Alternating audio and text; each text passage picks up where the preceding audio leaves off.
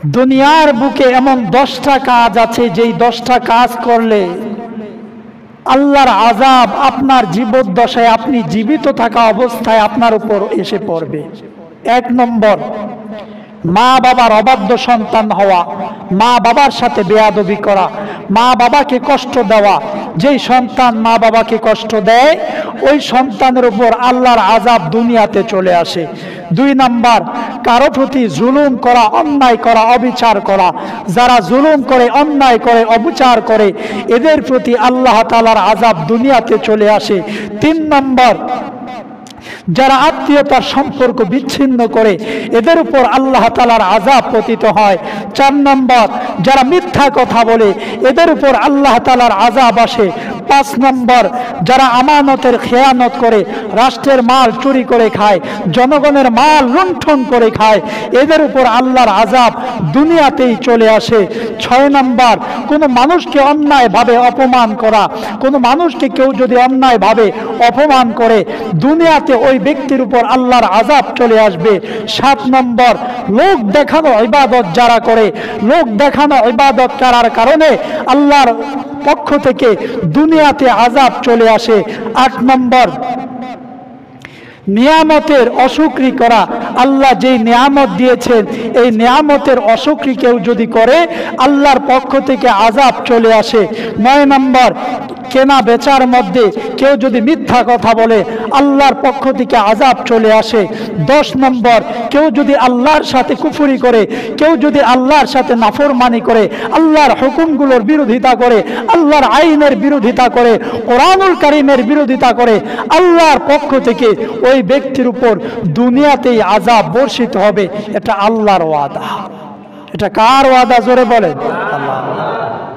এই যে আলোচনাটা করেছি, এই আলোচনা যদি পুঙ্খানুপুঙ্খভাবে করতে যাই কমপক্ষে 1.5 থেকে 2 ঘন্টা প্রয়োজন। মানে বুঝাইতে বুঝাইতে যদি আপনাদেরকে সুন্দর করে, এই যে যতগুলো কথা বললাম প্রত্যেকটার হাদিস এবং কোরআনের রেফারেন্স আছে। এগুলো যদি ব্যাখ্যা বিশ্লেষণ করতে যাই লম্বা সময়ের প্রয়োজন। এজন্য সংক্ষিপ্তভাবে 10টা পয়েন্ট বললাম। এজন্য সাবধান। প্রথমত, মা বাবার সাথে বেয়াদবি করা যাবে না। মা বাবার সাথে চোখ রাঙানো দিয়ে কথা বলা যাবে না।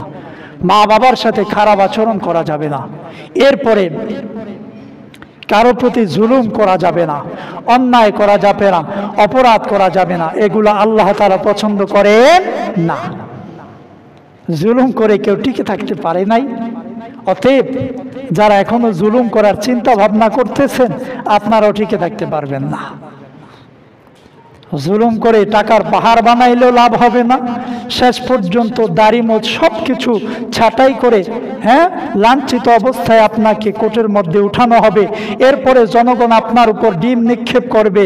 এরপরে মানুষ আপনাকে লজ্জা দিবে।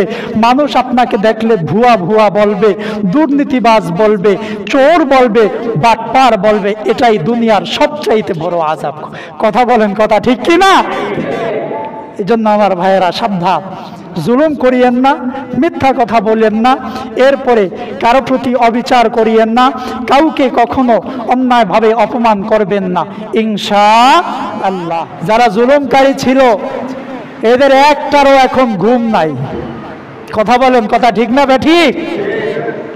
যারা জুলুম করেছে, অন্যায় করেছে, অপরাধ করেছে, পাপ করেছে, মানুষকে আয়না ঘরের মধ্যে বন্দি রেখেছে, অন্যায়ভাবে মায়ের বুক খালি করেছে, বাবার কুলকে খালি করেছে, এরা কেউ শান্তিতে থাকতে পারে নাই।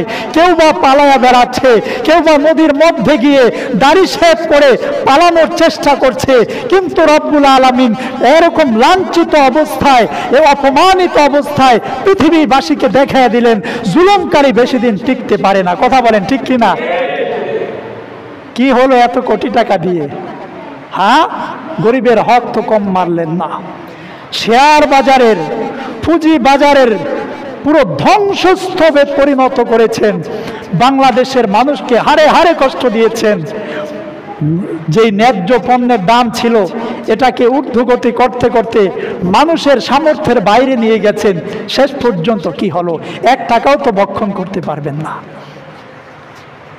শেষ পর্যন্ত দাড়ি মোছ ছেটে ছদ্মবেশ ধরে এরপরে পালানোর চেষ্টা করছে। কথা বলেন ঠিক কিনা? পালাইতে পারছে নাকি পালাইতে পারছে? পালাইতে পারে নাই। এটা আল্লাহর পক্ষ থেকে আযাব। দেখেন, আল্লাহর পক্ষ থেকে আযাব। এ মিয়া, কোরআন কি সত্য না মিথ্যা? জোরে বলেন, কোরআন সত্য না মিথ্যা? কোরআন সত্য। আল্লাহ সতর্ক করেছেন, সাবধান, জুলুম করিও না। হ্যাঁ, যখন তখন যে কারো ব্যাপারে আইন জারি করা, এত আইন আপনার আইন এখন আপনারে গ্রেফতার করে মাথার ভিতরে ডিম ফিকে মারতেছে, এর চেয়ে বড় অপমান আর হতে পারে না। কথা বলেন কথা, ঠিক কি না? আদালতের মধ্যে আইনজীবীরা যখন এরকম ডিম ছুঁড়ে মারে, তার মানে বুঝতে হবে পৃথিবীর সবচাইতে নির্লজ্জ ব্যক্তি ওইটা, যে ব্যক্তি হাজারো মানুষের সামনে, হাজারো মিডিয়ার সামনে তার মাথায় ডিম তুলে নিচ্ছে, অর্থাৎ তার মাথায় গিয়ে ডিম পড়তেছে। এর চেয়ে বড় অপমান আর হতে পারে না।